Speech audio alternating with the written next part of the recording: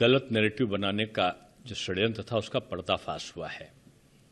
और जो एक ऐतिहासिक भाषण दिया था माननीय गृह मंत्री जी ने, उससे कांग्रेस एक तरीके से निशब्द हो चुकी थी, उसके पास कोई जवाब नहीं था उसका।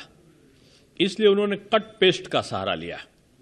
जो वो झूठ का नैरेटिव फैलाने के लिए मशहूर थे, विदेशी जो उनकी एजेंसियां थी उसके माध्यम से, तो उन्होंने उसी में एक नया शगुफा छोड़ा कि जब वो जवाब मांग रहे थे उनसे, विपक्ष के नेता से, राहुल गांधी जी से, जब एक एक करके गृह मंत्री जी जवाब मांग रहे थे कि नेहरू जी को 2 बार क्यों हराया, नेहरू जी के द्वारा जो अंबेडकर जी को जिसने हराया था उसको पद्म विभूषण क्यों दिया गया, खुद प्रधानमंत्री चीन से हार गए नेहरू जी और अपने को भारत रत्न क्यों दिया, इंदिरा जी ने अपने आप को प्रधानमंत्री रहते हुए खुद भारत रत्न दे दिया, बाबा साहब को क्यों नहीं दिया, यही बोल रहे थे वो।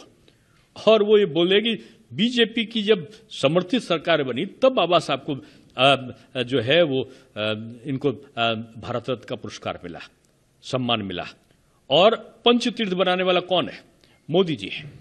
ये सारी चीजों को कर एक एक चीज को कटघरे में उनको ला रहे थे कि संविधान सभा में आपने अपमानित क्यों किया बाबा साहब को, बाबा साहब को किन कारणों से इस्तीफा देना पड़ा। एक हिस्टोरिकल तथ्यों के साथ में जो बयान था, जो वक्तव्य था, मैं समझता हूं कि राज्यसभा की संसद में इतना वृहत और तथ्यात्मक भाषण किसी का नहीं हुआ।